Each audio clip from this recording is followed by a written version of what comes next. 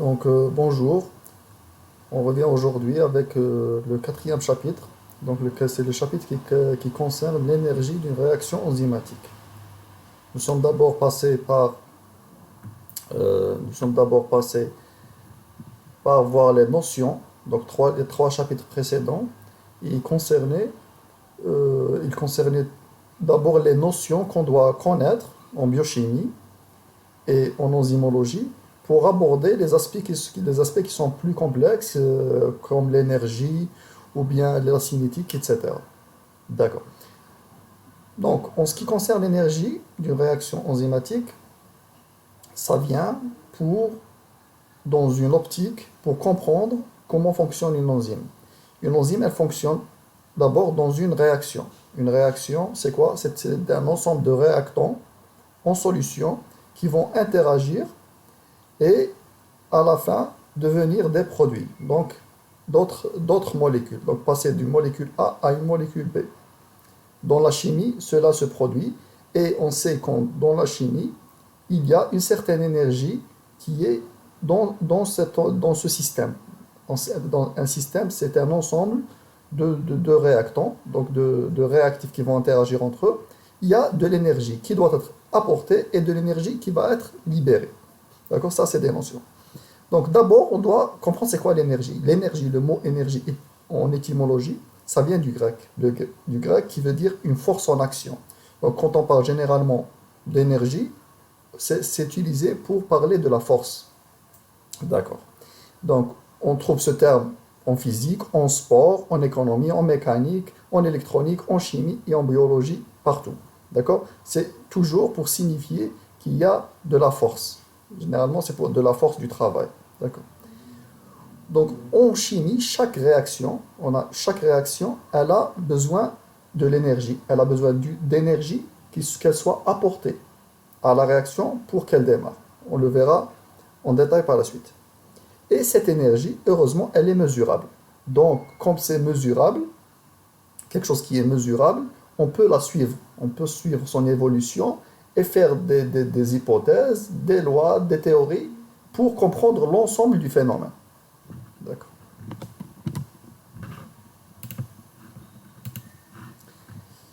Donc, comme rappel, la catalyse enzymatique, c'est l'augmentation du taux de réaction. C'est quoi l'augmentation du taux? C'est l'accélération d'une réaction. Donc, par le site actif, donc le lieu où se passe cette catalyse, c'est le site actif.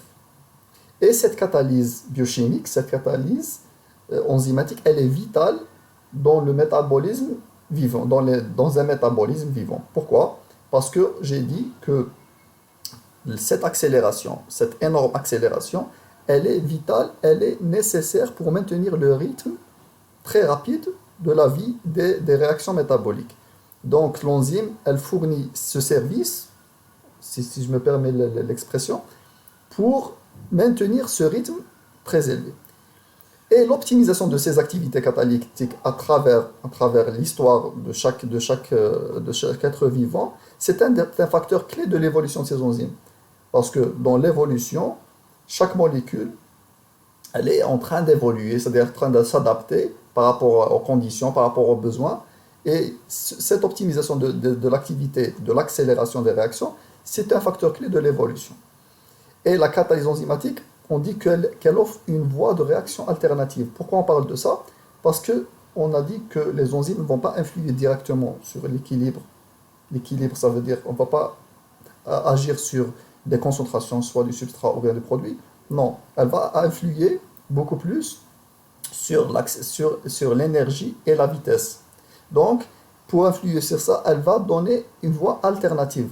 Elle va une voie de réaction alternative. C'est une autre voie parallèle, donc un mécanisme parallèle qui va contourner cette barrière pour diminuer l'énergie et par la suite accélérer. Donc tout ça, on va l'expliquer tout de suite. Donc l'abaissement de cette énergie, c'est ce qu'on doit comprendre, l'abaissement de l'énergie d'une réaction, il va se traduire par une accélération de la réaction. C'est ça le rôle de l'enzyme. Donc elle abaisse l'énergie. On le verra par la suite. Là, c'est un diagramme, c'est une courbe qui est très simple, qui va nous expliquer comme une réaction. Donc, une réaction, c'est des réactifs qui vont interagir et passer d'un état à un autre. C'est une réaction, il y a quel que soit le type de réaction. Donc, dans une réaction chimique, ce qu'on voit en noir, où il n'y a pas de catalyseur, ça, c'est un diagramme de l'énergie en fonction du temps, de l'évolution de la réaction. Donc, d'abord, ce qu'on voit en noir, c'est le substrat, ou bien les réactifs. On ne dit pas de substrat quand ce n'est pas des enzymes. Donc, ces réactifs, ils sont là. Donc, on est au tout début de la réaction. On a un taux d'énergie. Dans n'importe quelle réaction, on a l'énergie, elle doit augmenter. On doit avoir un apport d'énergie, de temps. Donc, c'est une chaleur thermique qui doit être apportée. Pour atteindre un certain taux d'énergie plus élevé, un pic, c'est l'état activé, l'état de transition. Bon, on va l'expliquer tout de suite. Et par la suite, si on n'arrive pas à ce pic qui est nécessaire, chaque réaction a un taux d'énergie qu'il faut atteindre pour que la réaction continue et pour atteindre l'état de produit, le produit qui est en rouge. D'accord? Donc ça, c'est pour n'importe quelle réaction, c'est mesurable. On va avoir l'énergie au début, on va suivre la courbe de l'énergie et on va se retrouver avec un pic. Ensuite, ça redescend. Cet état où c'est le pic où il y a le plus d'énergie, c'est ce qu'on appelle l'état de transition. C'est un état, plus l'énergie elle monte, ça devient la réaction, les réactifs deviennent plus instables. Ils absorbent beaucoup d'énergie, donc ils deviennent instables. D'accord. Donc c'est pour n'importe quelle réaction, c'est identique. Donc ce qui change, c'est le taux d'énergie qu'il faut. Quand on parle des enzymes, quand il y a l'existence d'enzymes, c'est ce qu'on voit en vert, il y a un changement. Les enzymes, qu'est-ce qu'elles vont faire? Elles vont se lier, donc en catalyseur, elles vont se lier avec le substrat.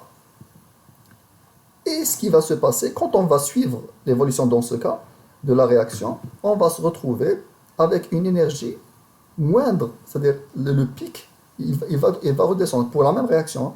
Pour la même réaction, le pic il va redescendre. Donc on va avoir moins d'énergie en présence d'enzymes et on va plus rapidement redescendre vers l'état de moindre énergie qui est le plus stable. Et on va se retrouver toujours avec le produit. Donc là, le substrat et le produit, on voit bien que c'est le même, le taux d'énergie, c'est le même. Ce qui a changé, c'est la différence entre les états de haute énergie. D'accord? C'est que l'enzyme, elle a stabilisé cet état. Elle a diminué cette énergie. Ça, c'est très schématisé pour comprendre comment ça se passe en présence et en absence d'enzyme. Donc, le rappel, l'enzyme, elle accélère énormément les réactions. On a dit qu'un biocatalyseur, il accélère énormément. Elle est recyclée. Donc, à la fin, l'enzyme, quand elle termine son travail ici, elle va être recyclée et faire plusieurs cycles. Elle agit à de très faibles doses, contrairement à un autre catalyseur. C'est des doses très infimes. Et elle n'affecte pas l'équilibre chimique. Ça veut dire quoi? C'est que quand on démarre d'ici, ça ne va pas influer sur la concentration du substrat et du produit. Donc, ça va être la même chose. Elle va jouer sur l'énergie. Elle va diminuer l'énergie et ça va se répercuter sur la vitesse. On le verra par la suite comment ça se passe. Là, c'est un schéma. C'est comme une caricature. Donc, on peut se représenter cette énergie d'une réaction, le pic, comme une colline. Donc, c'est une personne qui est en train de pousser un roc, sur une colline. Dans l'absence d'enzyme, c'est-à-dire si cette personne, elle doit faire la réaction pour pousser le roc là où il n'y a pas l'enzyme, il n'y a pas de catalyseur, l'énergie qu'il faudra, elle est très importante. Mais en présence d'enzyme, l'enzyme, on peut se le représenter comme quelqu'un qui a une pioche, une pelle, et qui peut amoindrir, c'est-à-dire il va faire descendre cette colline, il va l'aplatir. Donc l'énergie, elle va être moindre qu'il va dépenser, et le temps, il va être moindre, donc il va accélérer la réaction. Donc on a schématisé le truc juste pour comprendre, d'accord? C'est ça le rôle. Donc ce qu'il y a à comprendre jusque-là, c'est que l'enzyme, elle va faire baisser l'énergie de la réaction au départ, l'énergie nécessaire au démarrage de la réaction, et c'est ce qui va se répercuter sur la vitesse de la réaction. D'accord. Parlons maintenant de l'énergie d'activation. Cette énergie, cette énergie qu'il faut atteindre, cette énergie, donc ça, l'énergie qu'il faut atteindre pour que la réaction démarre, on l'appelle l'énergie d'activation. Ça s'appelle l'énergie d'activation. Donc c'est une énergie thermique qui doit être apportée à un système chimique, n'importe quel système chimique, pour la réaction ait lieu. C'est le facteur de démarrage d'une réaction. C'est le minimum d'énergie requis qu'on doit apporter à la réaction pour qu'elle démarre. Donc c'est pour ça que vous voyez dans des laboratoires de chimie, quand on fait des réactions, on met les réactifs ensemble et on procède au chauffage.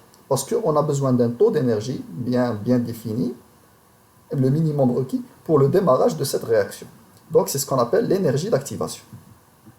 Donc l'énergie d'activation, elle est exprimée en kilojoules par mol ou bien en kilocalories par mol. Donc c'est une unité de mesure de la chaleur. Et on l'appelle aussi, c'est une barrière énergétique.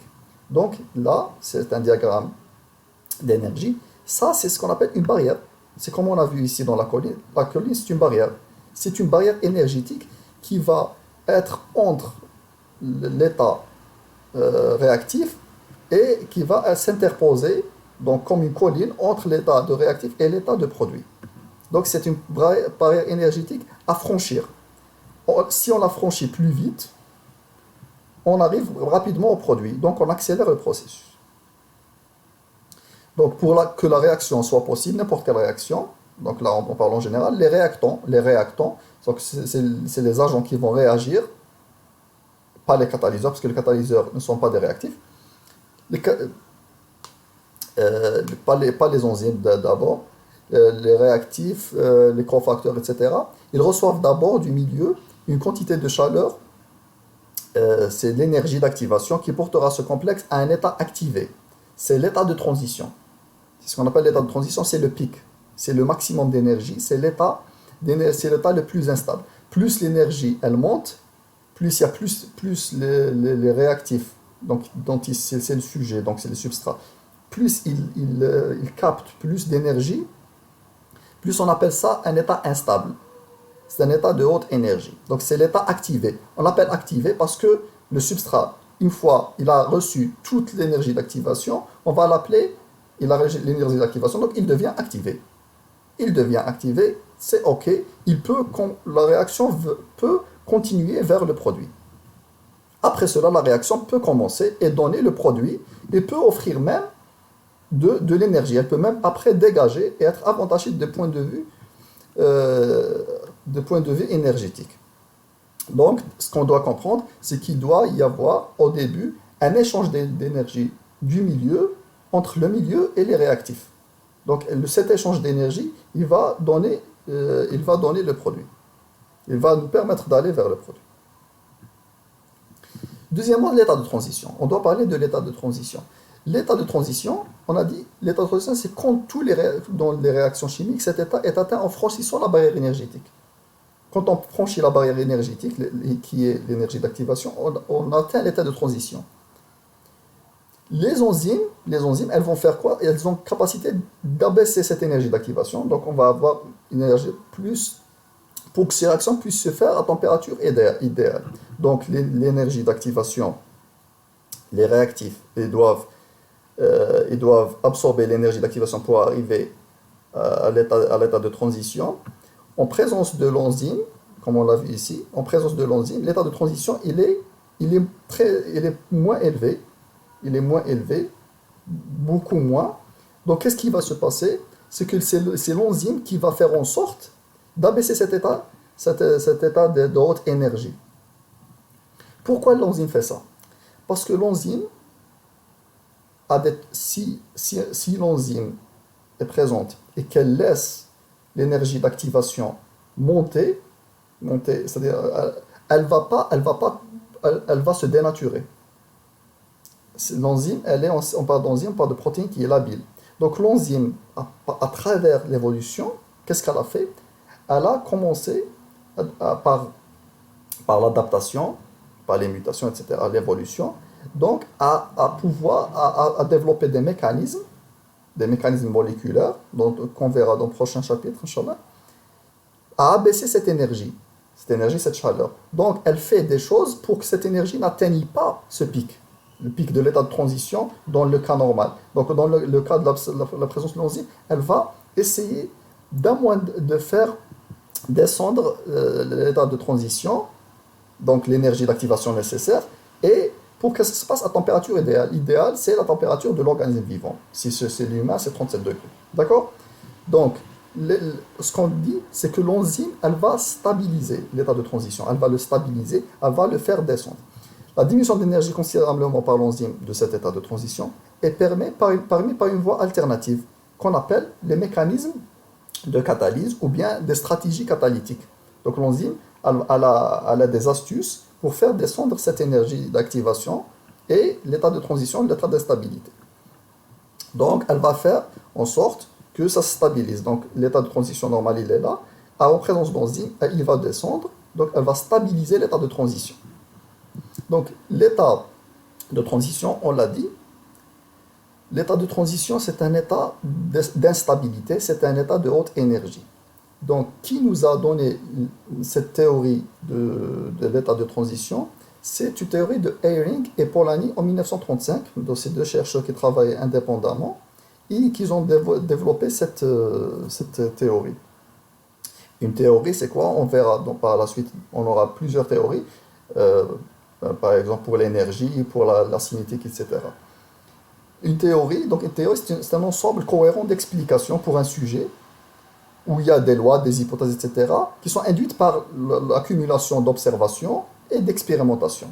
Donc, ces scientifiques, ils vont faire en sorte de relier plusieurs paramètres et nous donner à la fin des lois, des équations valables qui sont vérifiées. Donc, la théorie d'Eyring, elle va faire, ils ont développé une équation qui relie la vitesse de la réaction à la température. D'accord? Donc, c'est des modèles mathématiques, etc. Mais ce qui nous intéresse, c'est leur explication, leur théorie d'abord. Ils ont d'abord une grande théorie qui parle de l'état de transition. Ils ont dit quoi? C'est quand toute l'énergie d'activation est absorbée, quand toute l'énergie d'activation, on a parlé de l'énergie initiale, elle est absorbée, la molécule de substrat est dans l'état de transition. C'est eux qui ont appelé ça l'état de transition. Quand toute l'énergie d'activation est absorbée, on est dans l'état de transition. Donc, comment ils ont décrit cet état de transition? L'état de transition, il concerne les réactifs, le substrat. Les angles et les longueurs des liaisons chimiques du substrat sont distordus. Donc, le substrat, il se lie à l'enzyme. Dans l'état de transition, il est dans un état où, là on regarde le substrat, il est distordu. Distordu, c'est que il a absorbé tellement de réactions que toutes ces liaisons, elles sont instables. Elles ont changé. Disons qu'elles sont tordues. Elles ont changé d'angle, elles ont changé. Donc cet état, on a déstabilisé la structure du substrat. C'est l'état le plus énergétique, donc le plus instable. Pourquoi on a besoin de cet état? C'est cet état qui a le plus d'instabilité. On peut modeler après le substrat pour aller vers une autre forme qui est le produit. Donc la réaction évolue spontanément vers un état énergétique qui est plus faible. Donc là, ça y est, c'est bon. La formation du produit, c'est l'état le plus faible, c'est la formation du produit de la réaction. Donc toujours, on a l'énergie qu'on a dans l'état de produit, elle est toujours moindre que l'état de transition. Donc ça redescend automatiquement, spontanément, vers une énergie moindre.